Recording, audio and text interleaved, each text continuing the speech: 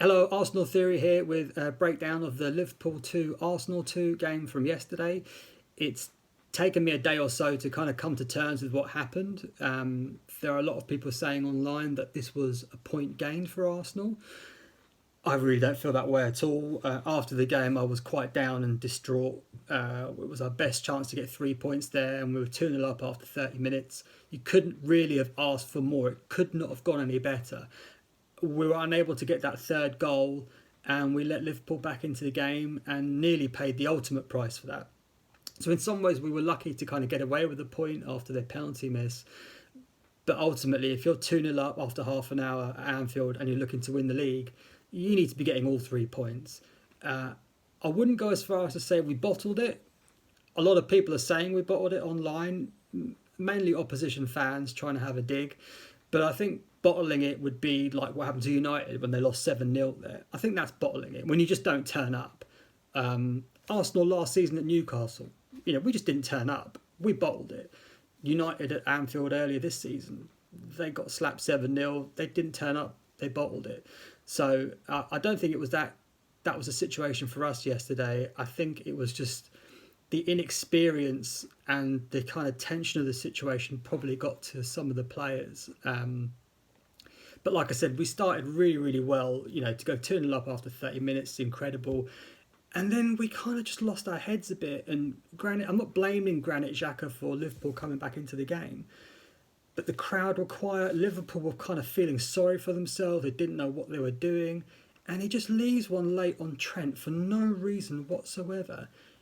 And it just made them angry. And it just kind of snapped them out of this kind of malaise that they were in as a team. And then they went back to the old Liverpool that we all have seen for the last few years. And in the end, we were lucky to get a point. But it doesn't feel like a lucky point. It feels like feels like a defeat to me. But I think I'm in the minority of Arsenal fans who kind of feel that way. In terms of the game, I think, we really needed that third goal, or we needed to at least get to half time being 2-0 up. And we didn't do that. And then Mikel just seemed unable to kind of change the situation. And we were kind of hanging on desperately, really. I didn't think it was a penalty. I thought it was a very, very soft penalty on Rob Holding. That's, a couple of times that's happened in the last 2 seasons. I think last year he had some dicey decisions given against him at Spurs, and it's happened yesterday at Anfield. Never a penalty in a million years for me, but okay, Salah missed it, so justice was done in the end. And we could have nicked it at the end. And this is what I mean about the pressure. Pressure changes how players play, obviously, and all Martinelli has to do is just put a simple ball through for Saka, one-on-one on Alisson. Alisson is miles out of his goal, way out, so Saka could dip it over him or just go around him and slot it in, and Martinelli, he basically fluffs the pass, and he could do that most days of the week with his eyes shut probably. But because of the pressure, because of the situation, it was literally the last few seconds of the game, he ruined it. That's the only other way to say it, really, and that's cost us. But if we'd got that goal, as great as it would have been, it wouldn't have been deserved. Liverpool at least deserved a point, but probably deserved to take all 3. But from my point of view, you're 2-0 up after 30 minutes at Anfield. You're never going to have a better chance to see the game out and to get 3 points. And we couldn't do it. We couldn't get it over the line. In a year's time, the players are more experienced. We've got the youngest squad in the league, or the youngest team in the league. Maybe the situation is different. Maybe the manager makes those substitutions a bit earlier, bringing Tierney on quite late. And the Kyrgios one was a bit of a surprise because he's not really been coming on the games where we've been slapping teams, really. Like when we were up against Leeds or Palace, I don't think he got many minutes there. So to see him come on in such a desperate situation at Anfield was, a bit of a shock, really. But it is what it is. It doesn't feel like a point gained. I'm still quite down about it because I look at the City juggernaut and think, how are we going to stop them? Are we going to be able to go to Etihad and not lose?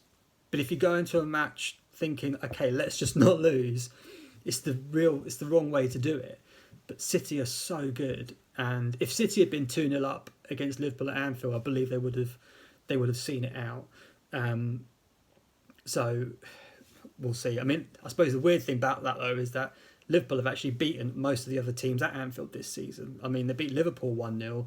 Also, they demolished United 7-0. So we actually did better than either of those two teams at Anfield yesterday. So I suppose there is some confidence to take from that. I haven't seen anyone do to Liverpool what we did in the first 30 minutes. So that is good. We can hold on to that. But we're really getting into the business end of the season here, and dropping points when you don't really need to from such a dominant position is what's going to cost you in this Premier League race. And this isn't like old years where a point at Anfield would be considered not a bad point, quite a good point. You'd probably take that before the game in most scenarios. But with City, you just got to be perfect almost to win this league. And we're not, because we're young, we're inexperienced. And as a team, we're a very, very emotional team. We're a very hot team. We need to be more ice-like, if that makes sense, in how we handle games when the pressure gets kind of cranked up. But we don't seem to be able to do that yet. And a lot of the time, it's actually the older players like Granit Xhaka who just don't seem to understand that, or don't want to understand it. I'm not really sure which one it is. Next one we've got is we've got West Ham away on Sunday. I caught myself kind of just sort of pieing that game off and just thinking about the City game. And like, what are we going to do? Is Saliba going to be back? We can't afford to lose it. But then I started realising, okay, really need to forget about the City game and just worry about West Ham. City have got Leicester. Okay, they've got Bayern Munich during the week, but they've got Leicester on Saturday evening.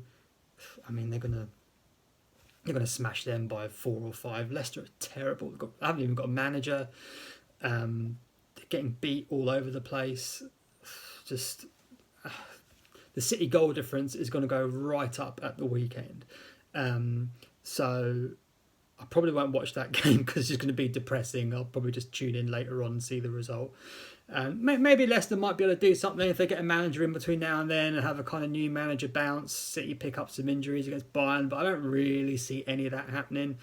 But we've really just got to focus on what we've got going. Really could do with getting Saliba back for that City game before then, so he can get his fitness back, because he can't just come in cold and go straight to the Etihad. That would just be too much. But Haaland on holding is going to be a massacre, to be honest with you. So I don't know what's going to happen with that. But anyway, I just wanted to get this video done. I was waiting to see how I felt about the game. I don't want to be too reactionary.